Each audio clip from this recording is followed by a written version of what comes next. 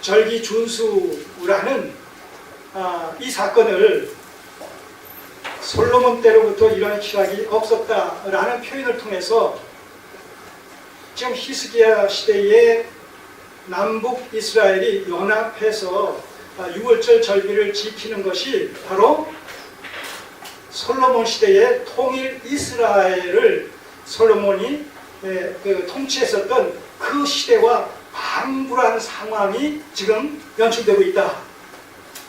바로 이런 의미로서 이런 표현을 씁니다. 그리고 그것은 뭐예요? 궁극적으로 하나님께서 남북 이스라엘을 통합시켜서 신다윗 왕국을 세우시고자 하시는 이런 선지자들의 새 언약 속에 담겨진 미래상과 연결되어 있다는 것이죠. 그래서 역대 선지자는 이런 표현을 통해서 이런 히스기야의 6월절 절기 준수를 통해서 이스라엘 백성들을 하여금 당시의 이스라엘 백성들을 하여금 포로로부터 귀환한 당시의 이스라엘 후손들을 하여금 바로 다윗 언약에 약속되어진 미래지향적인 신다윗 왕국을 세우는 일에 끊임없이 마음을 같이 할 것을 지금 여기서 촉구하는 그런 의지의 표명이 또한 이런 표현 속에 담겨있다는 것이죠. 오늘 이것을 우리 현대교회에 적용시킨다면 오늘 우리의 현실이 어떠하든 우리가 궁극적으로 추구하고 지향해야 될 바는 뭐냐? 그의 나라와 그의 의를 추구하는 것이다. 그것은 다른 말로 종말론적인 하나님의 재림으로 말미암아 이루어질 종말론적인 하나님의 나라의 도래와 그 나라에서의 세세무궁토록 하나님의 노래의 영광 참여하는 하나님의 나라의 삶을 늘 악망하며 소망하며 그것을 목표 삼고 현실을 넉넉히 이기면서 살아가는 자들로 존재해야 된다는 사실을 우리에게 강력히 시사하고 있다는 것이죠.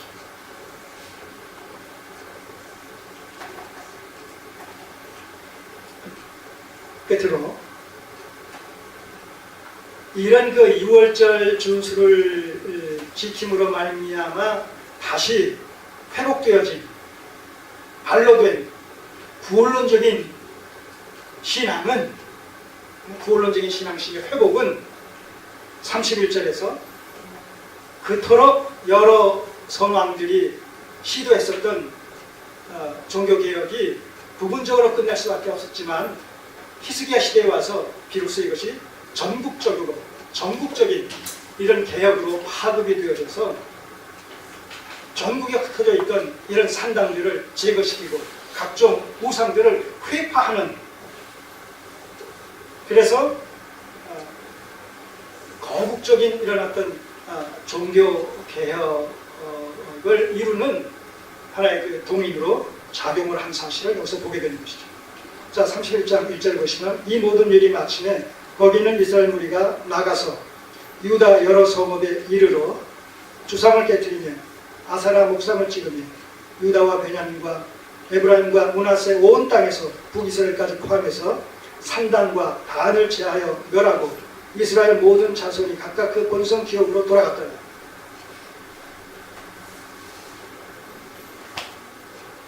이 산당 제사의 기원은 거슬러 올라가면 여호수아 시대부터 우리가 시작이 됩니다.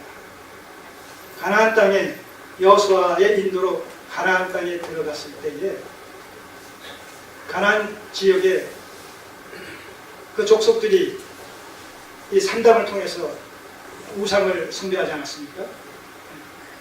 아직 예루살렘 중앙 성소가 건립되지 않은 이런 그 과도기적인 상황 속에서 어떤 의미에서 산당 제사는 불가피할 수도 있었어요. 심지어는 솔로몬이 1000번제를 드린 현장도 어디예요? 산당 중에 가장 컸던 기브온 산당 아니었습니까? 예.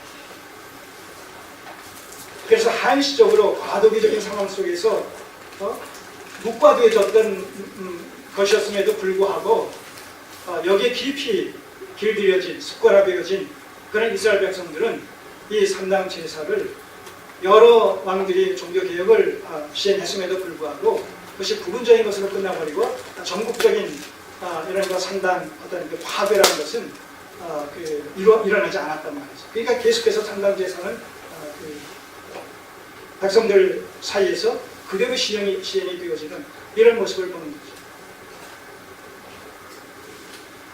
그런가 하면 이 산당 제사로 말미암아 온 폐해 중에 하나가 뭐냐면 여호와의 신앙에 대한 이 왜곡, 다시 말해서 혼합주의 성격을 띤 이런 그 여호와의 신앙이 팽배했었다는 거죠. 가나안 족속들이 섬겼던 우상 숭배적인 신앙과 여호와의 신앙이 말하자면 짬뽕이 되어진, 혼합이 되어진.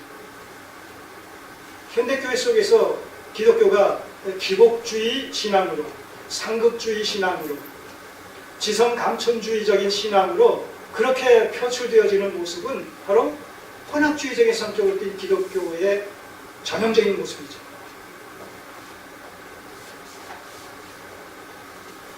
바로 이런 것들이 이 구원론에 대한 정확한 이해와 정립이 전제되어지지 않은 상태에서 나타나지게 되는 기독교 신앙이라는 것은 불가피하게 기복적인 상급주의, 지성감천주의적인 이계도적인 이런 그 종교의 어떤 요소를 담게 마련이라는 것이죠. 주옵소서 주옵소서 문제 해결을 위한 하는 수단과 방편으로 신앙생활을 하게 되고 또 신을 섬기게 됩니다.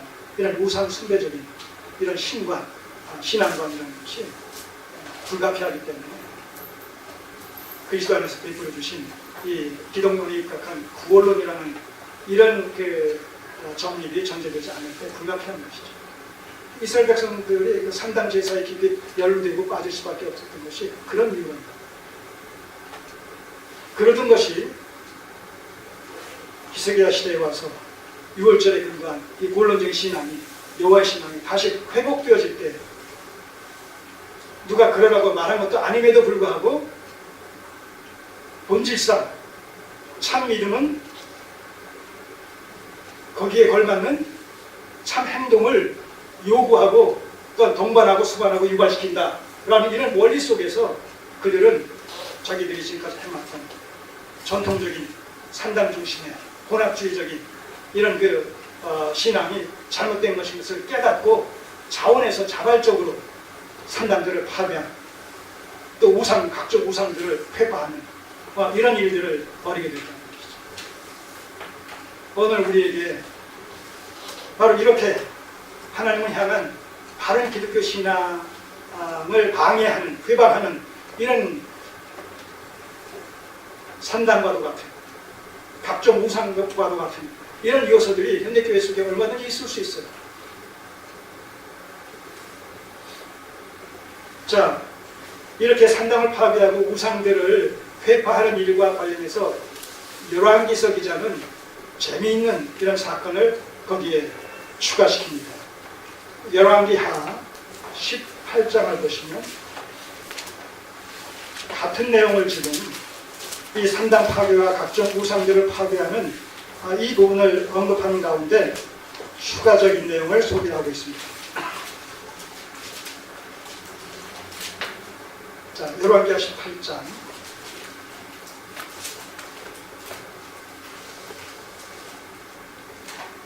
3절 4절 같이 읽겠어요. 히스기야가 그 조상 다윗의 모든 행위와 같이 여호와 보시기에 정직히 행하여 여러 산당을 제하며 주상을 깨뜨리며 아사라 목상을 찍으며 모세가 만들었던 놋뱀을 이스라엘 자손이 이때까지 향하여 분향함으로 그것을 부수고 느사단이라 일렀더라. 지금 이 열왕기서 기자는 그 산당과 각종 우상들을 회파시키는 과정에서 모세가 광야에서 만들었던 그 놋뱀을 이때까지 섬겼다는 거예요. 이게 몇 년간인가 하면 모세 시대를 갖다가 BC 1400년대로 계산을 해요. 그럼 이게 700년이니까 뭐예요? 700년 동안 섬겼다는 거예요. 계속해서. 그때 이후로 계속해서. 물론 이 놋뱀을 어떻게 보관이 되어지고 어떻게 보존되어졌는지 그 경위는 모르겠어요. 근데 이 말씀을 우리가 그대로 전제할 때에 모세가 노뱀을 만들어서 이스라엘 백성들을, 그 불뱀에게 물린 이스라엘 백성들을 치료했을 때는 그 본의가 뭡니까?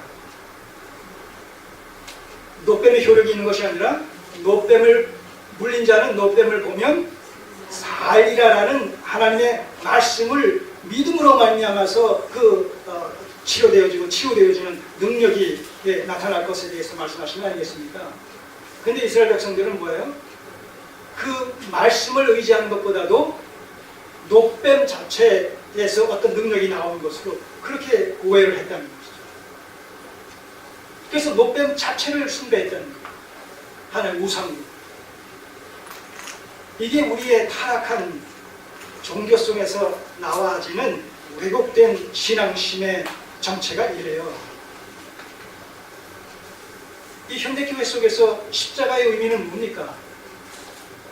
예수 그리스도께서 우리의 죄를 구속하시기 위해서 달려 돌아가신 하나의 형태 아닙니까? 그리스도의 구속을 그런 의미에서 상징하는 것 아닙니까? 그 상징 이상의 의미가 없어요. 그 의미 이상의 다른 의미가 없어요. 그런데 우리는 시간이 흘러감에 따라 우리는 그 십자가 자체가 어떤 능력을 바라는 줄로 그렇게 오해를 하고 착각을 해가지고 귀신들을 쫓아내는 이런 일이 있었어요. 십자가를 사용한다. 그런 영화가 나온단 말입니다. 그런 영화를 보면서 보는 사람들은 십자가의 의미보다 십자가에서 나오는 어떤 능력이라는 것에 관심을 갖는단 말이죠. 그러다 보면 목걸이로, 그러다 보면 차에, 이런 것을 하지 말는 얘기 아니에요. 바르게 이해를 하세요. 그것이 나를 어떤 위기의 상황 속에서 건져줄 수 있는 어떤 부적같이 여겨지는 심성의 발로, 이게 문제라는 거예요. 이게 하나님은 이스라엘 백성들의 그 연약성을 아시고 모세가 죽었을 때 모세를 친히 장사 지내시면서 그 흔적을 지구상에서 제거시켜 버리지 않으셨어요. 신명기 34장에 보시게 되면 모세가 죽었지만 그의 무덤은 알려지지 않았다고 얘기하죠. 만약 그 무덤이 있다고 합시다. 지금까지 이스라엘에 어디에 있다고 합시다. 어떻게 됐을까요? 단순한 성지, 어떤 순례의 어떤 한 명소 이상 그것을 숭배하려는 그런 잘못된 어떤 종교심이 발휘되지 않겠어요? 네. 거기에 손을 대면 어떤 능력이, 우리가 인도나 저쪽에 네팔이나 어떤 이런 데 가보면 그러잖아요. 거기 여러 그런 선물들이 있잖아요. 그 나름대로. 거기에 손을 만지거나 뭘 하게 되면 어떤 큰 능력을 힘입어서 뭔가 만사형통이 되어지고 그런 그 의식을 그들이 갖고 있지 않습니까? 그런 그 타락한 어떤 종교심의 발로를 가지고 우리가 기독교적인 것과 관련해서 그럴 수 있다는 얘기예요. 여러분, 사라져버린 언약궤가 있다고 합시다. 사라져버린 언약궤가 나타났다고 합시다. 어떻게 되겠어요?